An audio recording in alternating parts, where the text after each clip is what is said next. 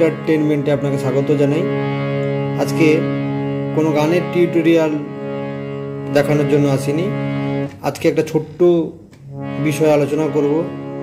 যাদের হাতে সময় কম আছে, প্র্যাকটিস করার সময় কম পান, তাদের জন্য আমি আপনাদের কাছে বলবো, যারা নতুন অবশ্যই চ্যানেলটাকে সাবস্ক্রাইব করে রাখুন, যারা করেছেন তাদেরকে অনেক ধন্যবাদ।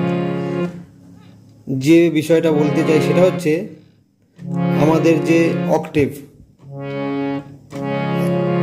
এই একটা অক্টেভের মধ্যে যতগুলো স্বর আছে, যতগুলো সুর আছে, সব কটাকে একসাথে প্র্যাকটিস করতে হবে।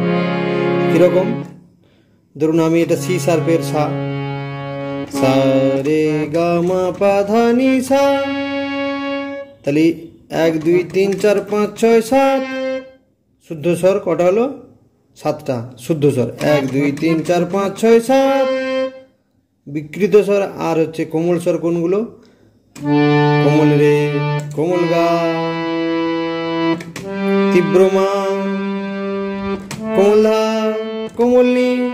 তাহলে 1 2 3 4 5, তাহলে 7 আর 5 12টা। এইটাকে আপনাকে প্র্যাকটিস করতে হবে। কিরকম? সা রে রে গা, কোমল গা, শুদ্ধ গা, মা, তীব্র মা, পা,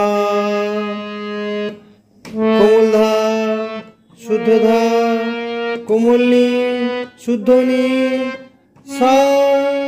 পরের অক্টেভের বা পরের সপ্তকের সা এখান থেকে শুরু হচ্ছে।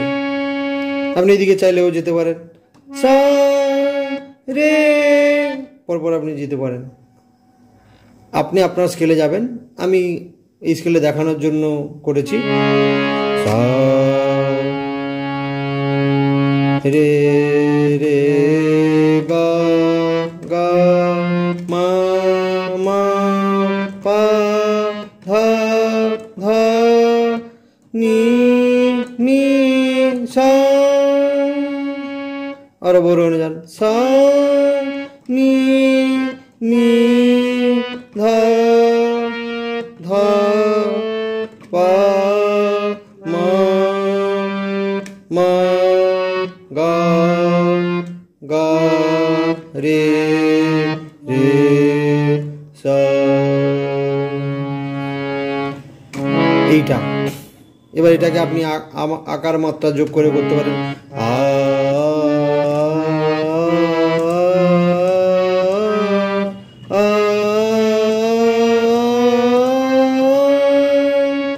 এতে সুবিধাটা কী হবে? এবার যে কোনো জায়গায়, অর্থাৎ যে কোনো সুর থেকে আপনি গান অবশ্যই গাইতে পারবেন। এইটা সবসময়ের জন্য নয়, এইটা হচ্ছে আপনি যদি আলাদা আলাদা আপনি রাগ বাজিয়ে করতে পারেন, সময় থাকে, সেটা অন্য কথা।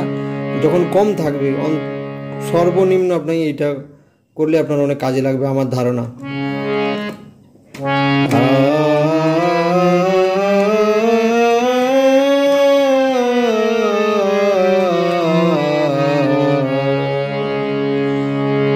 সুতরাং এটা খুব প্র্যাকটিস করুন। আর কেমন লাগলো কমেন্ট বক্সে অবশ্যই লিখবেন। নমস্কার।